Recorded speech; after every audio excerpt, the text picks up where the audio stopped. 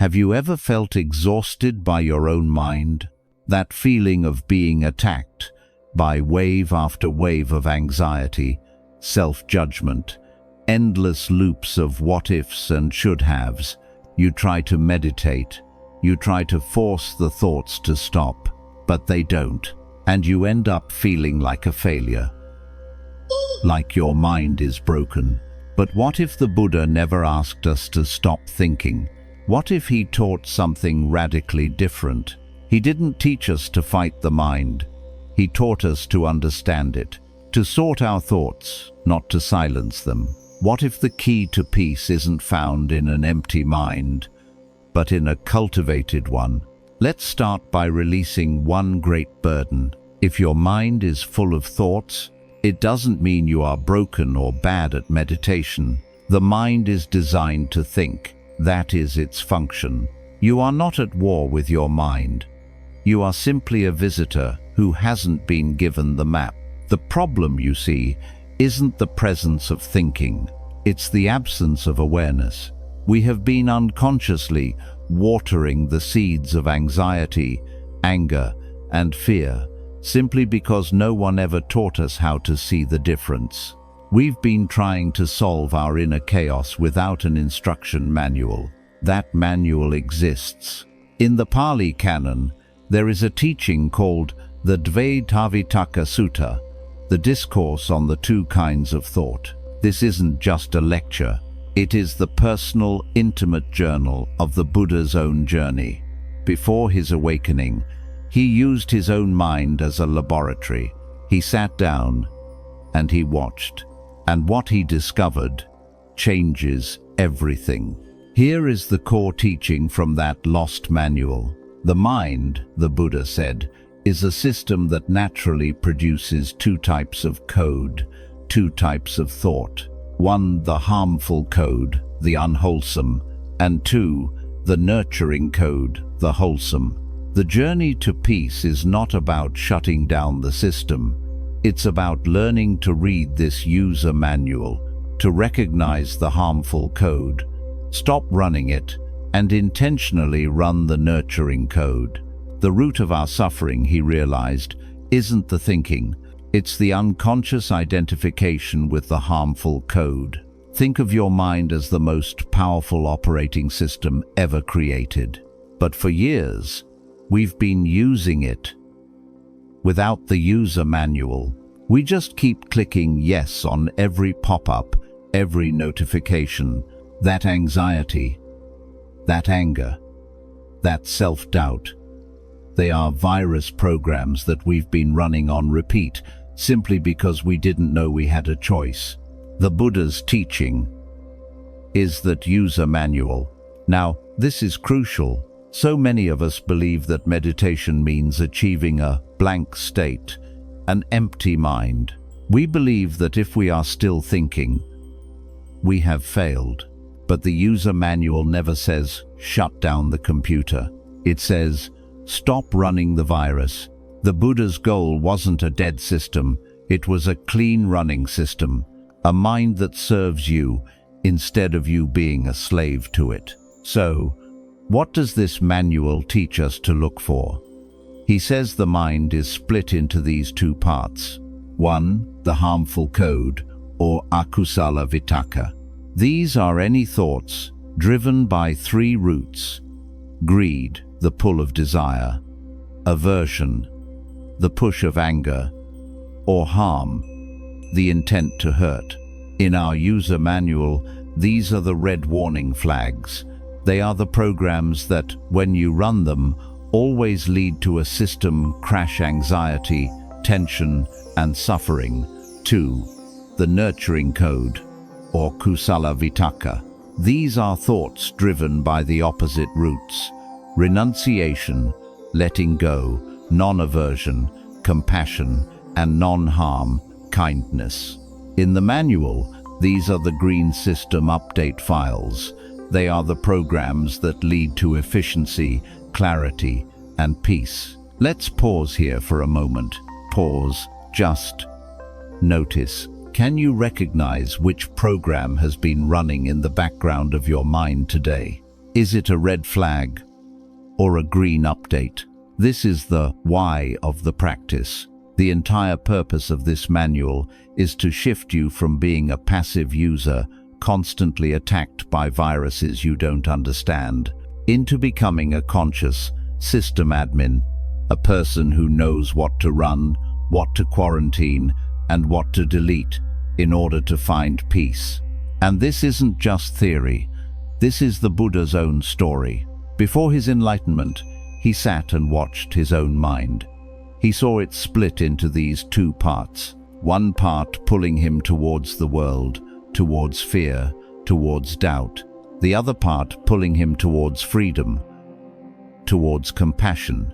And he realized the path forward wasn't to destroy the mind, but to clean it, to patiently, thought by thought, stop feeding the harmful and start feeding the wholesome. So, we now have the user manual. We've learned how to read the code. We can finally tell the difference between the virus, the unwholesome, and the system update, the wholesome. But just reading the manual isn't enough. Now, we learn how to use it. We will now learn the practical steps to uninstall the harmful code and run the nurturing code. This is how we move from theory to true transformation, using the mind sorting protocol. It's a three-step process taken directly from the Buddha's own experiment. Step 1. The sort, labeling the code. The moment a strong thought arises, you do not fight it. You do not suppress it. Your only job is to recognize it, to label it.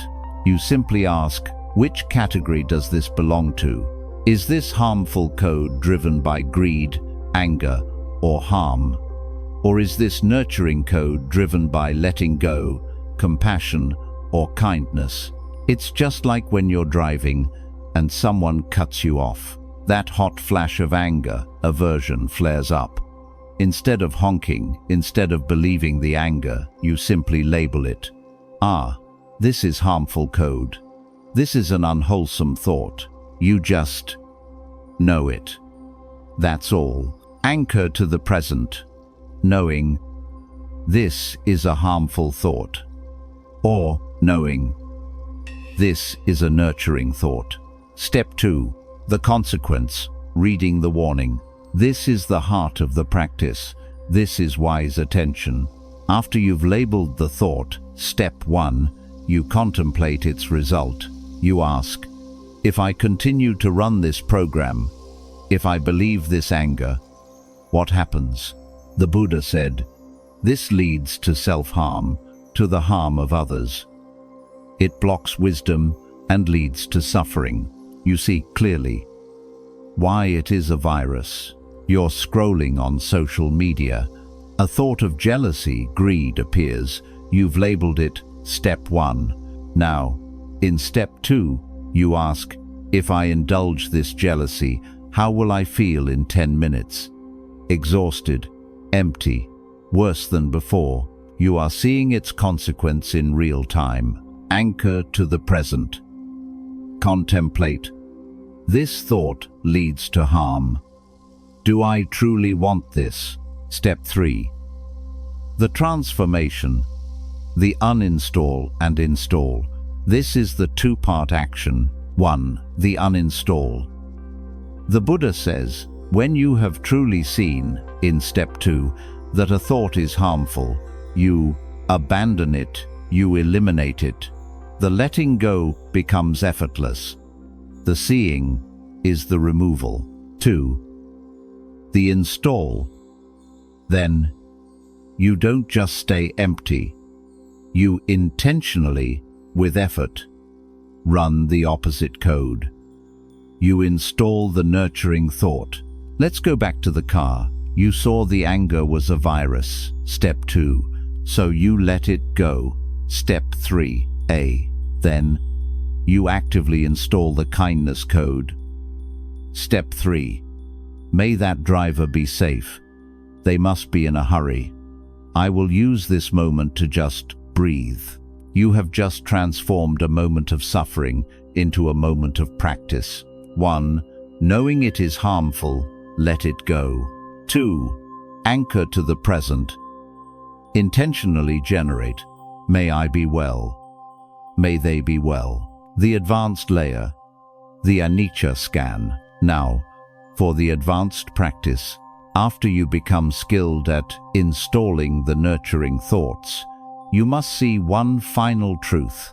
Even those beautiful, wholesome thoughts are also just phenomena. They come and they go. They are not you.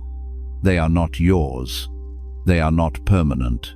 Knowing this nurturing thought, it is also impermanent. This is not me. The off-cushion integration, the micro-habit. This is your true training ground.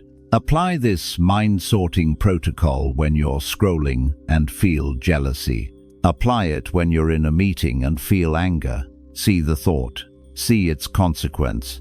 Let it go, and intentionally install peace. This is the work. This is the path. You do not need a perfect mind. You do not need an empty mind. You only need an understood mind. The goal of this user manual was never to turn you into someone else. The goal was simply to give you the tools to know how to return to the peace that was always there, waiting beneath the noise. As you begin this practice, here is a question. Do you find the bigger barrier is not recognizing the harmful thought when it appears, or recognizing it, but not wanting to let it go? Share your answer in the comments. If this journey was helpful, please subscribe and press the bell so you can join us as we explore the next user manual for the mind. Returning to stillness.